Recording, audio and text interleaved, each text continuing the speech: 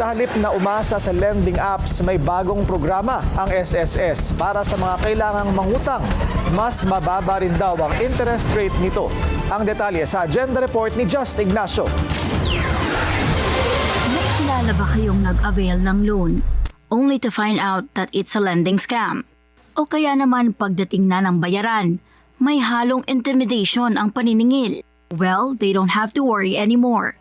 Dahil sa SSS, maiiwasan na raw yan with their new program na micro-pension loan.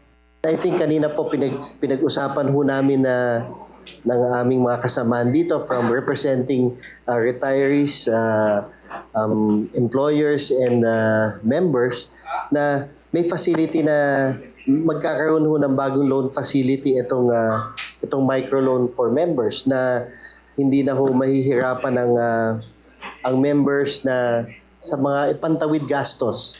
This would be a facility given to them. Ayon kay Finance Secretary Frederick Go, nalaman nito na uso ang tinatawag na payday loan o yung short-term loans na kung saan kapag nangutang ka ngayon ay babayaran mo rin sa iyong payday. Dagdag ng kalihim, sa ibang lending apps, malaki ang interest rate na umaabot sa 15% per month.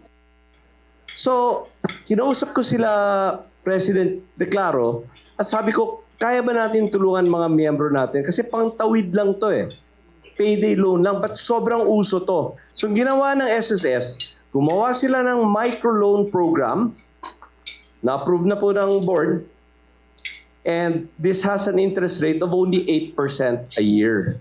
Ibig sabihin daw nito, if there is a need for a short-term loan, mas maliit na ang interest nito. Naging posible naman ang mga ganitong bagong programa dahil sa nakamit na financial performance ng SSS.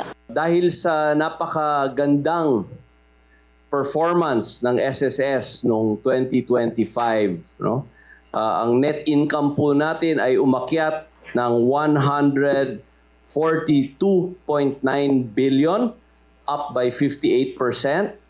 Ang ating total assets po ngayon ay 1.26 trillion pesos, up by 22%. At ang ating reserve fund po ay humigit na ng 1 trillion pesos. Sa ngayon, pinapolish pa ng ahensya ang mga guidelines para sa bago nilang microloan pension program. Nakatakda raw itong ilunsad sa second quarter ngayong taon. Para sa Agenda, Just Ignacio, Billionaire News Channel.